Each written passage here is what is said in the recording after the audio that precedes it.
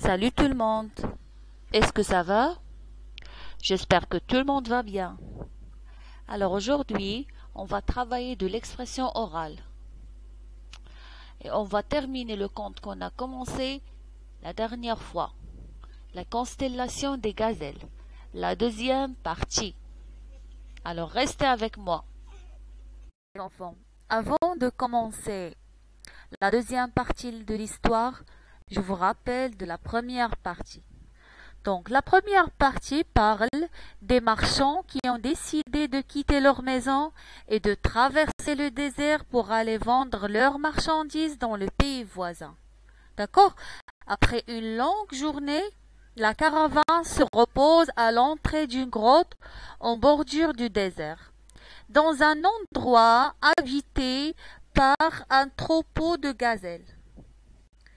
Alors que les hommes sortent leurs fusils et tuent plusieurs bêtes.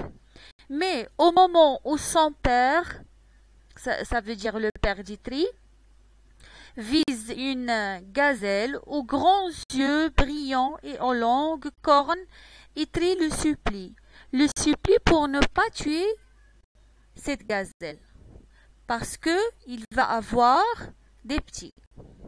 D'accord? Très bien. Et maintenant, mes chers élèves, je vous raconte la deuxième partie de l'histoire. La constellation des gazelles. Ce soir-là, dans la grotte, tout le monde se régale de la viande de gazelle rôtie et s'endort. Itri est fatigué, mais il n'arrive pas à dormir. Tout à coup, il voit briller entre les rochers 2 gouttes de lumière d'un beau vert clair.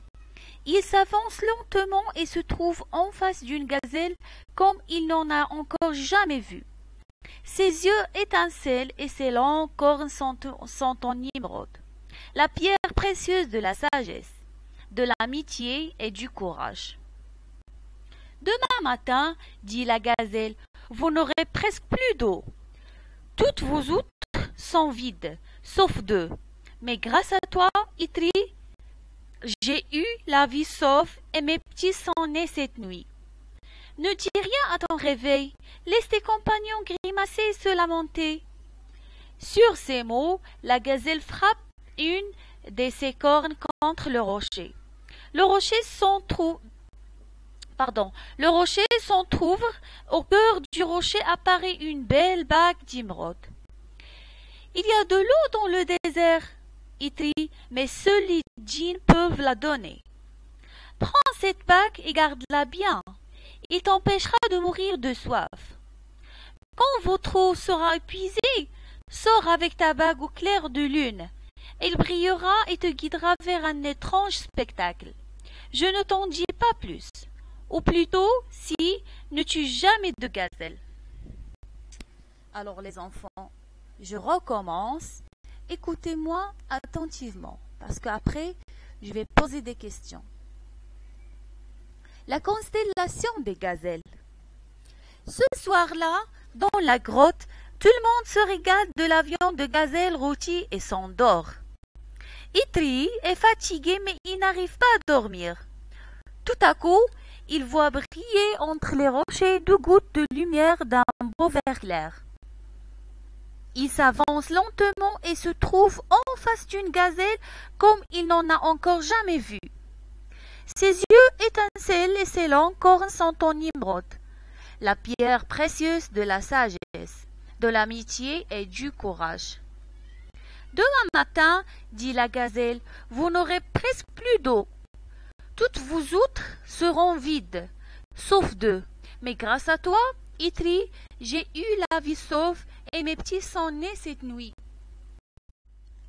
Ne dis rien à ton réveil, laisse tes compagnons grimacer et se lamenter. Sur ces mots, la gazelle frappe une de ses cornes contre le rocher. Le rocher s'entr'ouvre. Au cœur du rocher apparaît une belle bague d'émeraude. Il y a de l'eau dans le désert. Itri, mais seuls les djinns peuvent la donner. Prends cette bague et garde-la bien. Il t'empêchera de mourir de soif. Quand votre eau sera épuisée, sors avec ta bague au clair de lune. Il brillera et te guidera vers un étrange spectacle. Je ne t'en dis pas plus, ou plutôt, si ne tue jamais de gazelle. Alors les enfants, ma première question, c'est: quand mangeaient les voyageurs pour le repas du soir? De la viande, ou bien du poulet, ou bien quoi? Ils ont mangé la viande de gazelle, n'est-ce pas? Elle était très bonne. Ils se sont régalés. Très bien.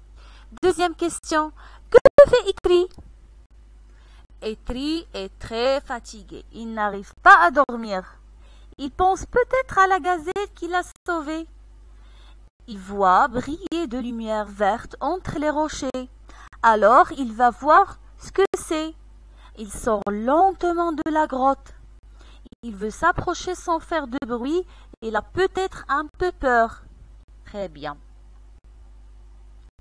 Donc, il voit deux gouttes de lumière d'un beau vert clair. À votre avis, les enfants, qu'est-ce que c'est? Deux gouttes de lumière d'un beau vert clair. Qu'est-ce que c'est? Bien sûr, on peut penser à la bague qu'on a vue sur le dessin. D'accord. Mais il y en a une seule. Est-ce qu'elle ferait deux gouttes de lumière? Les deux gouttes de lumière sont peut-être le bout des deux cornes en émeraude de la gazelle. Très bien. Pourquoi Itri n'a-t-il encore jamais vu de gazelle comme celle-ci? Bien sûr, on sait que les gazelles sont très belles. Ils ont de grands yeux, mais ils n'ont pas de cornes en pierre précieuse. C'est une gazelle pas comme les autres. D'accord? Très bien.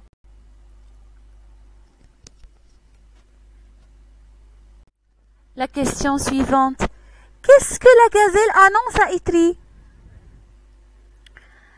Il ne rend presque plus d'eau demain matin. Oh. À votre avis, les enfants, que va-t-il se passer pendant la nuit? La gazelle va peut-être jeter un sort et toute la réserve d'eau va disparaître. C'est peut-être une gazelle sorcière. Alors, pourquoi la gazelle veut-elle faire disparaître la réserve d'eau? Il veut peut-être punir les chasseurs qui ont tué beaucoup d'animaux dans son troupeau.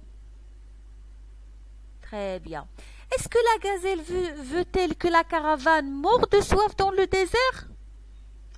Non, il ne veut pas les faire mourir. Il veut seulement les punir. Il leur laisse un peu d'eau, dont 2 outres.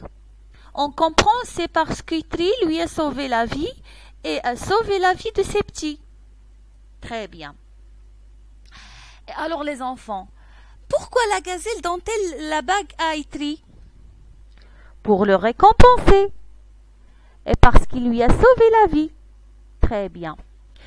Quel est le pouvoir de cette bague? Alors, il empêche de mourir de soif. On comprend, d'après l'histoire, qu'elle permet de rencontrer les djinns du désert, ceux qui peuvent donner de l'eau.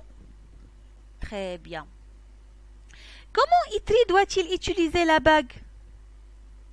Il doit sortir au clair de lune et se laisser guider par sa lumière. Très bien.